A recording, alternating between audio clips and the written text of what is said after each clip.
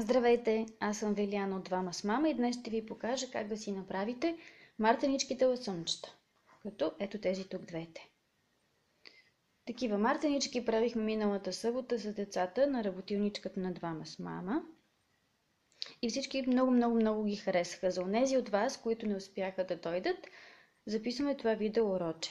И така, ето какво ни трябва, за да си направим такива мартеничките лъсъмчета.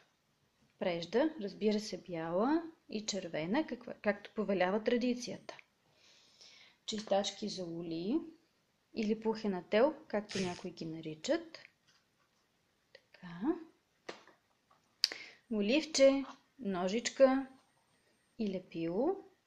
Лепило, което е моментно или подходящо за текстил. И разбира се, цветни очички за тези мърдащите. И така, да започваме. Аз избирам да си направя бялата лъсъмче, затова взимам бяла прежда и започвам да увивам конеца около пръстите си, ето така. Да стане като една хубава примчица. Така. Увиваме, колкото повече прежда увиваме около пръстите, толкова по-добре, защото талъсъмчето ни става по-рошаво. А какво е един талъсъм, ако не рошав? Така, мисля, че това е напълно достатъчно. Така, отрязваме.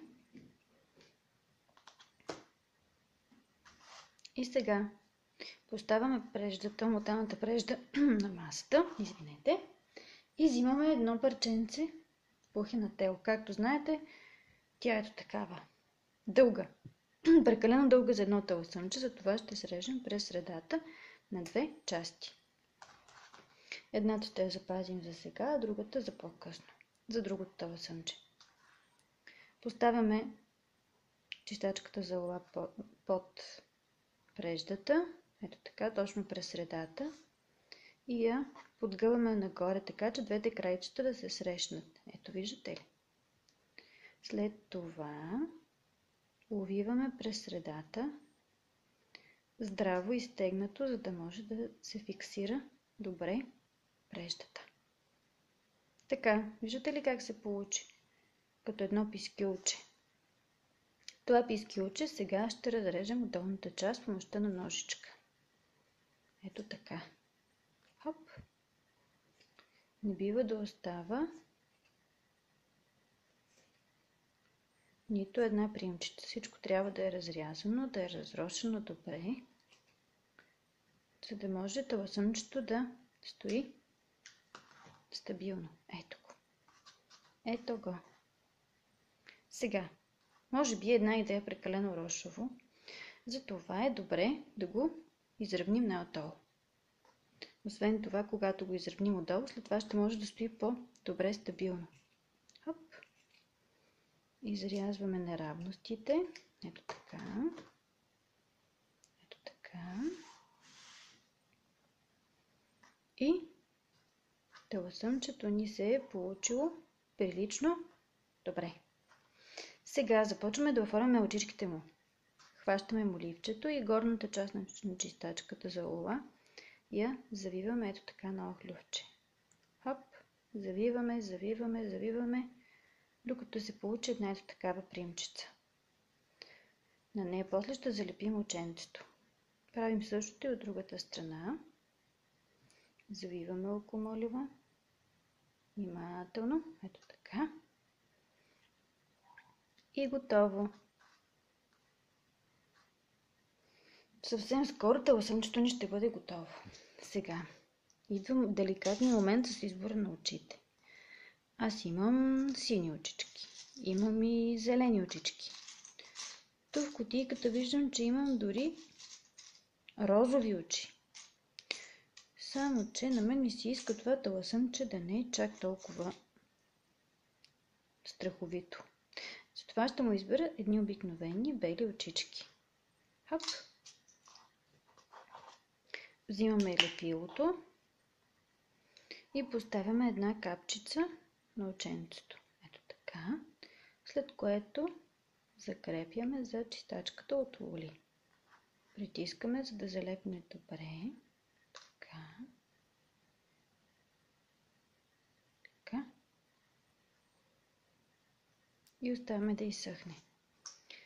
Слагаме още една капчица лепило на другото оченце. Така. И залепваме на другата чистачка за лули. Хоп! Ето го, нашето таласъмче е готово. Оставяме го настрани да му изсъхнат очичките. И сега ще ви покажа какво още бихте могли да направите, за да си направите по-различни таласъмчета. Например, може да прибавите още една чистачка за лули, горе към примката, за да може таласъмчето ви да има 4, 6, дори 8 очи. Колкото повече, толкова повече, както е казал Мечо Пух.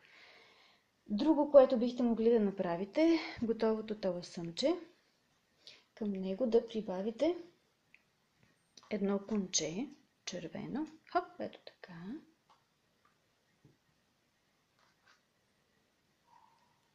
Което да завържите през средата. Ето по този начин. Хоп. На възъл или на пандълка, както на вас ви е по-лесно и както ви харесва. Изрязваме крайчетата. И така си имаме едно таласъмче момиченце.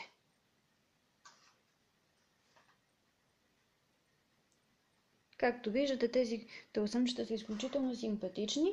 Предлагат ви една по-различна опция за мартеничка. Децата изключително много ги харесват. Освен, че могат да се носят на блузката или на връхната дреха, с помощта на безопасна игла, която да закрепите ето тук, отзад. Бихте могли да ги подредите и на масата в детската стая или пък в училище, начина. Въобще варианти много. Благодаря ви, че бяхте с нас и весело майсторене!